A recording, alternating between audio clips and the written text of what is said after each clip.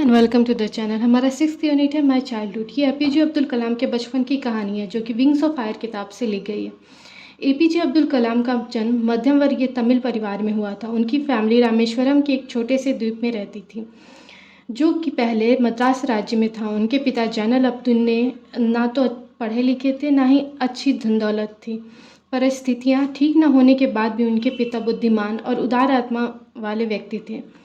APJ Abdul कलाम अपनी माँ को आशी अम्मा बुलाते थे। कलाम बताते हैं कि उन्हें नहीं याद है कि उनके घर में कितने लोग खाना खाते हैं, लेकिन घर के लोगों से ज़्यादा बाहर के लोग खाते थे। कलाम के 5 भाई बहन थे, वो उसमें सबसे छोटे थे और उनकी हाइट भी उन सबसे छोटी थी, जबकि उनके माता और पिता लंबे थे।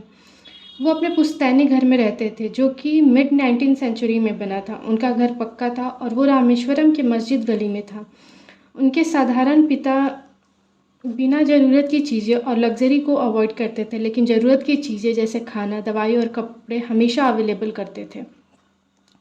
कलाम का बचपन भौतिक और भावनात्मक रूप से सुरक्षित था। 1939 में विश्व युद्ध शुरू हुआ, तब कलाम 8 साल के थे। उस वक्त मार्केट में इमली के बीज की डिमांड बढ़ गई थी और कलाम को इसकी वजह कभी नहीं समझ में आई। वो सीड को कलेक्ट करके दुकान पर बेच आते थे। एक दिन में वो 1 अन्ना कमा लेते थे। उनके जीजा जलालुद्दीन उन्हें विश्व युद्ध के बारे में बताते थे और वो तमिल न्यूज़पेपर दिनामणि में इस खबर को ढूंढने की कोशिश करते थे। उनका एरिया वॉर से अनअफेक्टेड था, लेकिन उसी टाइम इंडिया को एलिट फोर्सेस ज्वाइन करने के लिए दबाव डाला गया और देश में इमरजेंसी डिक्लेयर कर दिया गया। रामेश्वरम स्टेशन पे ट्रेन रुकना बंद हो गई और न्यूज़पेपर चलती ट्रेन से रामेश्वरम की सड़कों पे फेंके जाते थे। कलाम के कज़न शमसुद्दीन को किसी की ज़रूरत थी न्यूज़पेपर को कलेक्ट करने के लिए और कलाम ने वो मदद की। इस तरह कलाम ने अपनी पहली कमाई की।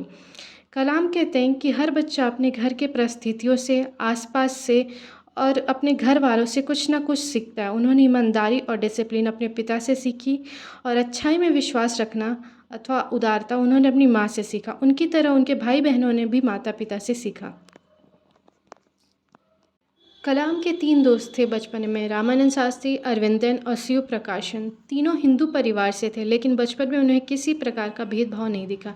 जबकि रामानंद शास्त्री पक्षी लक्ष्मण शास्त्री के बेटे थे जो कि रामेश्वरम मंदिर में पंडित थे और बाद में रामानंद शास्त्री भी पंडित बने। अरविंदन ने तीर्थ यात्रा के लिए ट्रांसपोर्ट बिजनेस स्टार्ट किया। शिवा प्रकाशन सदर्न रेलवे के कैटरिंग कॉन्ट्रैक्टर बन गए।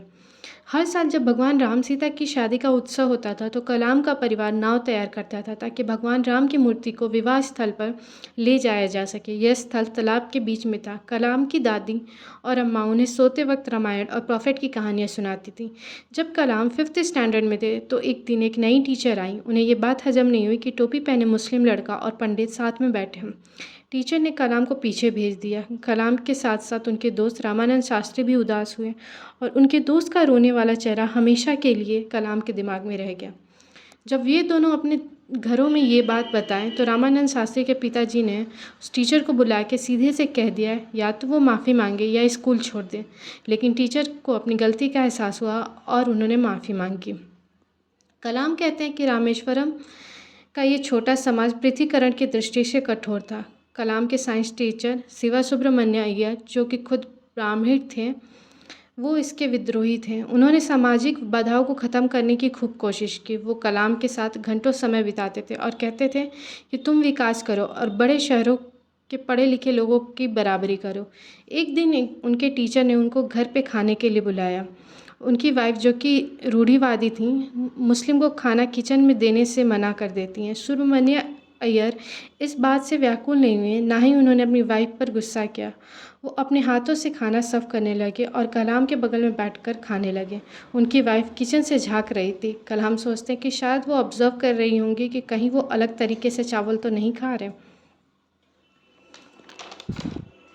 जब कलाम जा रहे थे तब सुब्रमण्य अय्यर ने उन्हें अगले वीकेंड फिर से डिनर के लिए बुलाया। कलाम हिचकिचा रहे थे।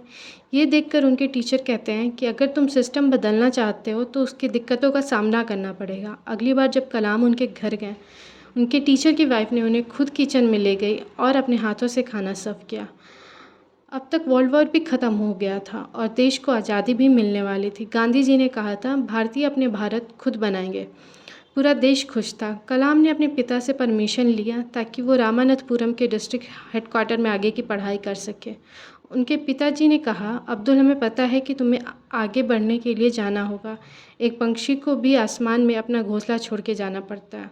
उनकी माताजी हिचकिचा रही थी, लेकिन उनके जब अब्दुल कलाम आगे की पढ़ाई करने जाने वाले थे तो उनकी माता इस बात से हिचकिचा रही थी। तब उनके पिता ने कहा और खलील गिब्रान की कुछ लाइनें कहीं, your children are not your children, they are the sons and daughter of life's longing for itself. They come through you but not from you. You may give them your love but not your thoughts, for they have to build their own thoughts.